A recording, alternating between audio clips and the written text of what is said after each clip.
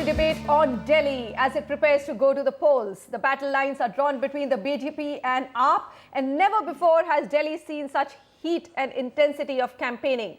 On the debate today, our focus: housing, slums and unauthorized colonies of Delhi. How will the new elected government take care of this?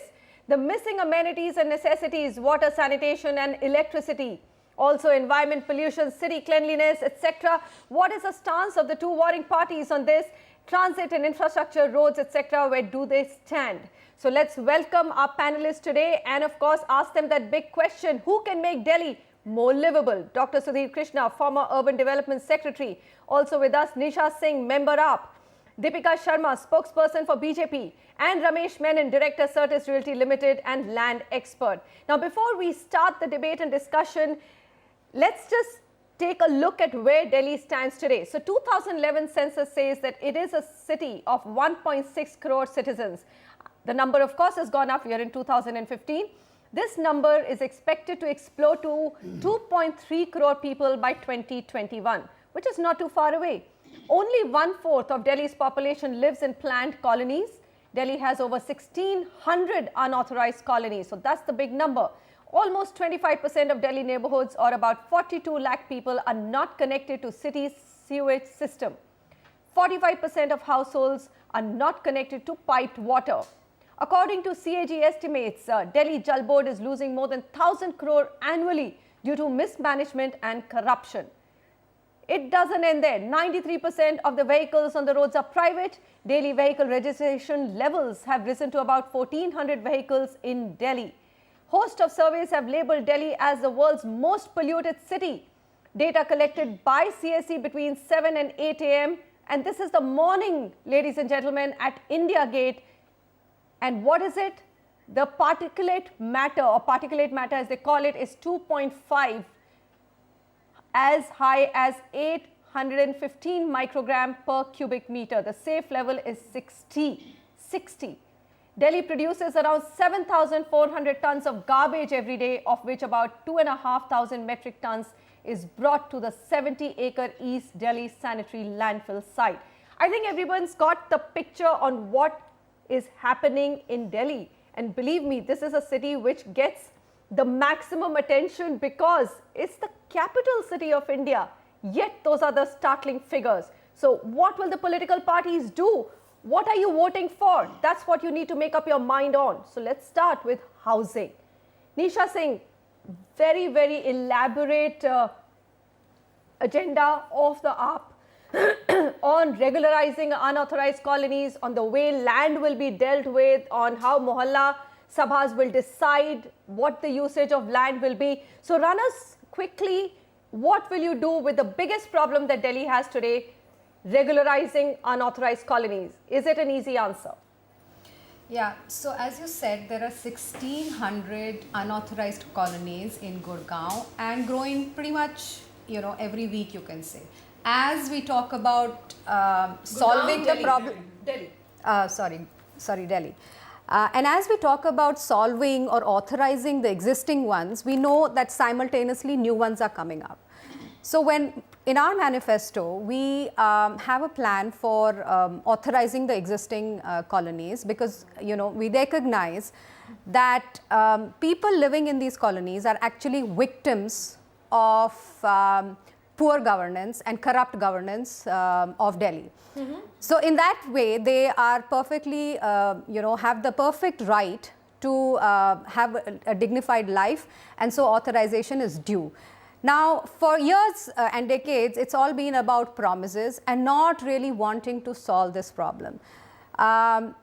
And because it's a complicated problem, it cannot be solved just like that. I mean, think of it, almost 50% of Delhi is living in such areas. Okay, so Nisha, the manifesto says within 1 year of the government formation, these unauthorized colonies will be regularized. You're saying it's going to take a while, but the manifesto is talking about 1 year. Residents will be given ownership rights. Sudhir Krishna, I will get Deepika to comment on that and give us what the BJP has planned to do. But I mean, is it possible to actually regularize these unauthorized colonies in 1 year and give everybody a ownership right? Original allottees will receive ownership of their plots for just 10,000 rupees. That's a cheap way of actually getting homes.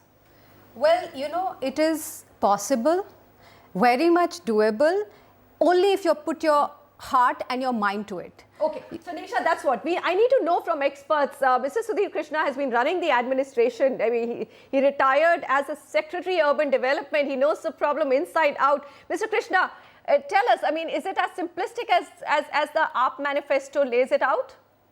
Well, I would not like to comment on the manifestos of the political parties, but I would say that these unauthorized colonies cannot be left as unauthorized for too long. Okay. We have already, I mean, the Delhi's master plan has to take care of these colonies as a reality and propose for suitable measures to make it livable and a better place to live, in the sense that there should be, like any other residential area, these colonies should have a proper road network, safe enough for emergency evacuation as well as for movement. Okay, so why hasn't it happened, sir? You were in the policy policy body. Why everybody recognizes the need? So was it just a lack of political will? Was it the lack of the government which was ruling Delhi? There are two things required, I would think. That one is that strong will to govern. That is the first thing. Which is what Nisha said. There has to be a will to govern. But the governance has to be in a framework also. The framework has to be planned development, for which some sacrifices will have to be made by some people. For example, you want to make a road, then somebody's house will have to be partly or fully demolished. And if you want to make a drainage system, then people will have to shift here and there. And you know, this is how it has to be done. So this is a strong master plan is required for every layout, such layout, and action has to be taken to enforce it. And side by side regularize it. But in situ, as is, where is regularization? I don't think it means anything other than continuing with the confusion for a long time. Okay, so let's get the BJP stance. We will debate a little bit more on how do you actually implement Delhi master plan. But what is the BJP stance? The vision is, of course, I saw the larger vision in the document which was released. But Deepika, run us through what will you do with unauthorized colonies, which is a big problem in Delhi. See, Manisha, 15 years Congress ruled in Delhi with the false promise Deepika, of pardon me, but you know, this whole 15 years of Congress, let's forget it. It's out. Yeah, today I've not even named in my opening link, I've said the race is between AAP and BJP. Let's not talk Congress. Let's say what are we going to do going forward? Manisha, I mentioned Congress because it was very important that what Congress has done on this. Any which way, our government is the first government to have passed in its cabinet the resolution that Delhi's more than 1600, actually the figure is 1949. More than, you know, and some people dispute it. So we can say somewhere between 1600, 1900, the surveys are going on. The problem with Delhi is this, that every day, you know, migrant workers from various states are coming to Delhi. Absolutely. So every day a certain part of the land is being occupied, and thus a juggi is there, and then it gets converted into a colony. And the important thing is this, that BJP is our government at the center. NDA is the first government which has passed a cabinet resolution that it is going to make it authorized, and the PM, our PM has told the people, has promised that by the year 2022, everyone will have a pakka house. The important thing is this, if I would like to remind you, is that in the year 2006, a report had come by the name of Tejinder Khanna report that had said that 50% of Delhi's population lives in these slums, jhuggi jhopris and unauthorized colonies. Now, over here, not only is this that the 50% of population is living in such inhuman conditions, the problem is also this, that these very people are also the drivers of Delhi's economy and households.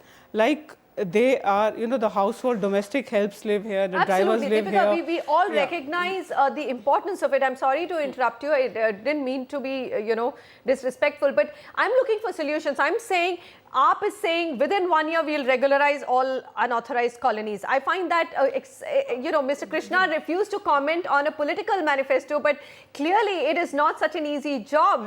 Somebody has to give up land to do it. And your own vision document, your party's vision document says regularization and development of unauthorized colonies, does not give a time frame, but says facilities similar to DDA colonies will be provided. You know, that word itself has been shocking to me. DDA colony, I really don't think we need to create another DDA-like colonies. No. See, Manisha, this is the difference between a manifesto and a vision document. Why it is a vision document? Because we are saying something which could be doable, which we could deliver. Okay. Not a mere intention as what is in a manifesto. Important thing is this: why the time frame has not been given? Because the problem is acutely complex. The areas have to be properly mapped, and a proper planning has to be done. And for that planning, immense and intense political will is required, which I find our Prime Minister is having. And the Urban Development Minister, Mr. Venkaiah Naidu, about 3 days back, he, while in a press conference, he also gave his vision of how he is going to regularize it. Okay. So the Urban Development Ministry is already on work at it. On the job of Yeah. Oh, and the PM is very serious okay, about so it. are we hearing, and Nisha, please, please give us the counter argument to that. You know, one thing which goes in the favor of BJP is that there is already a larger vision of Pakka housing for all, and the alignment between a state government and the center definitely is a big plus for affordable or creating the right affordable housing stock. So do you think that having a party which is different at the state level vis-a-vis the center will create its own problems and will actually work to the detriment of housing problems of Delhi? I don't think so, because, you know, this problem has not been solved so far because it has had a very top-down approach till now. And cities of the world have shown that problems like these, which involve real people and huge populations, need to involve the locals there. You know, the mapping has not happened over successive governments, and they say we've still not been able to do the, you know, the complex mapping of the place or the other Nisha, things. I think you it's made because your we've point. never been involved. And I we think you say made 1 your year point. through Just hold Mohalla your thoughts. Sabhas. I think you've made a very interesting point. Globally, you have cities flourish with a mayor structure. The more you devolve power, the better it is. In fact, bottoms-up approach. Ramesh Menon, you have inside-out information and knowledge of Delhi. You've been closely following the Delhi master plan. Tell us which approach will work. Is it a top-down approach or a bottoms-up approach? Forget about what's there on any political manifesto or vision document. How do you sort out Delhi's regularization problem? In fact, and also just providing an affordable housing stock for everyone. Assume that the slums will also get taken care of with that. Oh, apologies for throwing in this panel. Manifestos and vision documents don't really solve the problem. If you look at the historical perspective, Delhi has close to about 4,500 unauthorized colonies. We are talking about the 1639 colonies which were identified for regularization sometime in 2008. But if you look at the total stock of unauthorized colonies, it's much larger. Now, coming to a specific question, what exactly will work? I think the first thing we must do is to get away from jingoistic, discussions on this. We need to talk about how does one plan to implement the Delhi master plan. It's a document in place. The operational mechanism of it is in place for many sectors.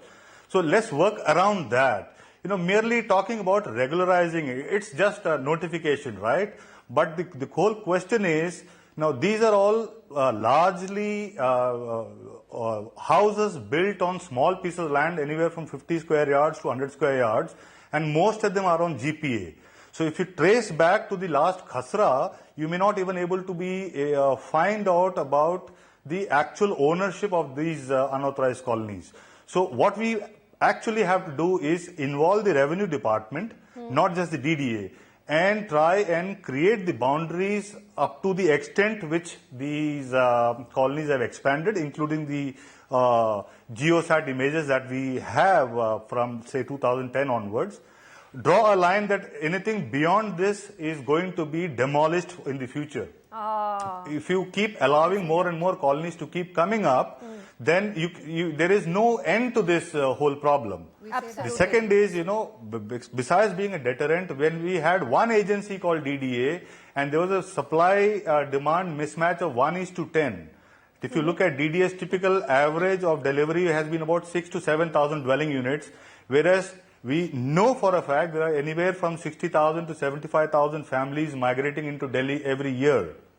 So where do they settle? They settle down in one of these unauthorized colonies, which is easy to procure.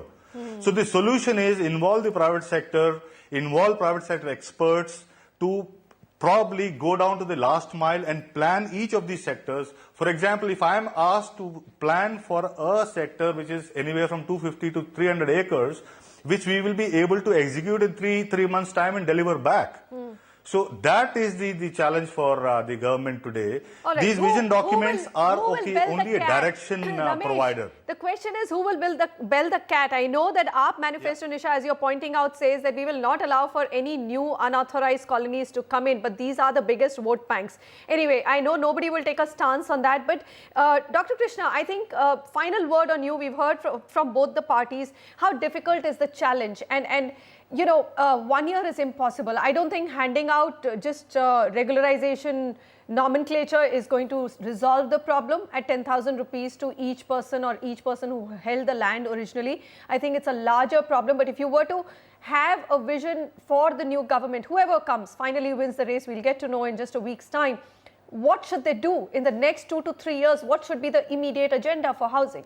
I think this this requires the cooperation and coordination between the union government, state government, Delhi NCT government, as well as the municipalities. Why union government? Because Delhi land matters are with the government of India, and DDA reports to the union government, and therefore the union government comes into picture. Should DDA not be scrapped?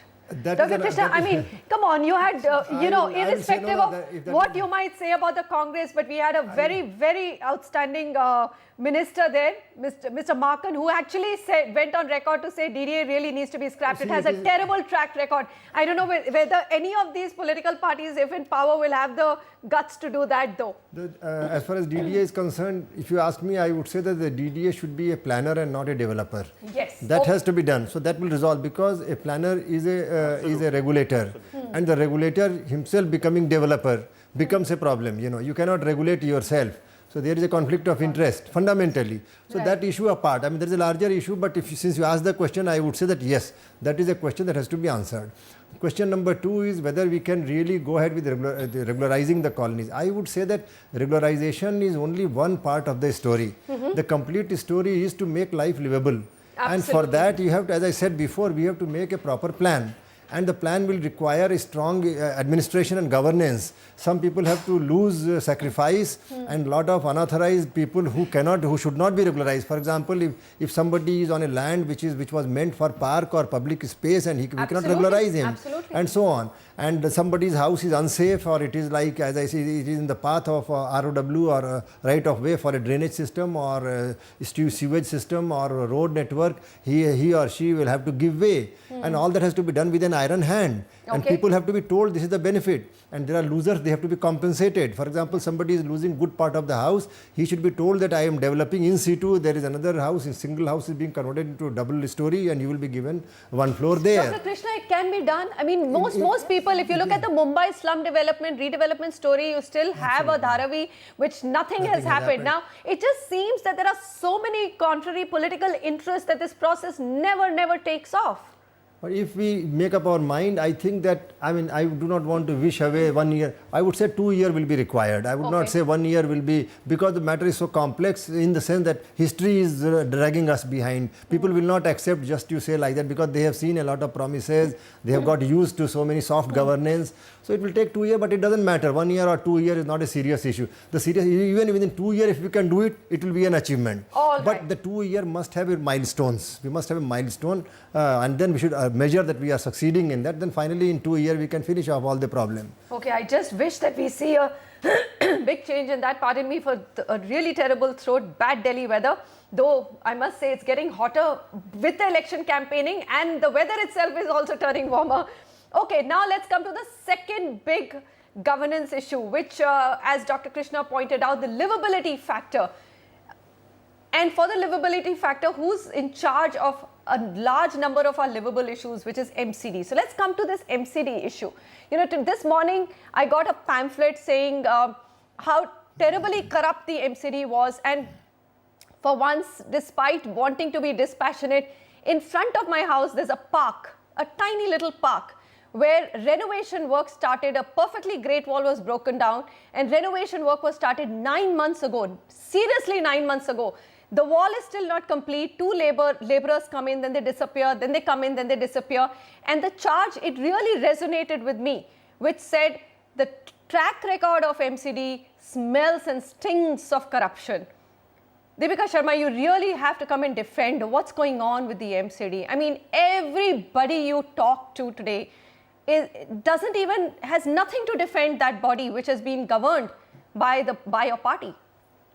See, Manisha, MCD may be governed by Bharatiya Janata Party, that is the councillors, the percentage of councillors may be more, but there are Congress councillors also in MCD. Second of all is this, that MCD itself had been dependent on the state government for funds, and the paucity of the funds in the MCD was the Congress was in power in Delhi for 15 years, and because Bharatiya Janata Party got a majority in MCD, so Congress ensured that the funds were not released to MCD, and this is the reason that you find that now the MCD has been divided into 3 parts. So except for the South Delhi MCD, both the East Delhi and the North Delhi, they have been in an acute scarcity of funds. So you know, there are political agendas which are always involved, and MCD, because being a body not being able to generate its own funds, is always dependent on the largesse of the state government, and thus Bharatiya Janata Party says that in case Delhi votes for a stable majority and government of BJP, thus there will be a very, very beautiful situation of a central government being ruled by the same party, state government, as well as the corporation. So I think the development would go extremely smooth, and the flow of funds and the passage of absolute power will corrupt. No, absolutely not, Manisha ji. I would like to remind you one thing, that it is very wrong to blame the small man or the common man on the road for corruption, because corruption as a fact stems from the above. If the man at the top sets an absolute moral true example, and which the PM has done and shown in last 8 to 9, I'm not saying because he is our PM, just his way of functioning, that the transparency in everything that has come in the governance, which was missing in the past UPA tenure. In fact, he has been repeatedly saying this statement, कि ना मैं खाऊंगा, ना मैं खाने दूंगा. So there you see actually a perceptible difference, where governance is moving towards e-governance, and there has been a strict clampdown on any kind of shady deals, and you know, transparency is in order, because all mantralayas have been installed with CCTV cameras. Today you can know in real time where a mantri is sitting, where a bureaucrat is sitting, where he is going, whom he is meeting, everything is being monitored. All right. So the message has to go necessarily from the top to the common man. All right, Deepika, point taken. Definitely the cleanliness, if there is a vision that we will have a clean government, will run from the top to the bottom. Sometimes it may go missing, but it's just a question of mindfulness in terms of how corruption free do you want to be. So that point taken, but I still need AAP's viewpoint on MCD. You've defended it by saying that, look, we also had the Congress councillors in some of the MCDs, there was a paucity of funds. So let's come back and discuss all of that. I mean, this is a huge issue. Every Delhiite has a problem. MCD is responsible for basic things like sewage, water, cleanliness, and all of that is pretty much a nightmare in the capital city of the country. We come back to discuss that and also the political party views on environment pollution. Imagine Delhi being the most polluted city of one of the most polluted cities of the world. I mean, that's an important issue which the new government will have to take care of.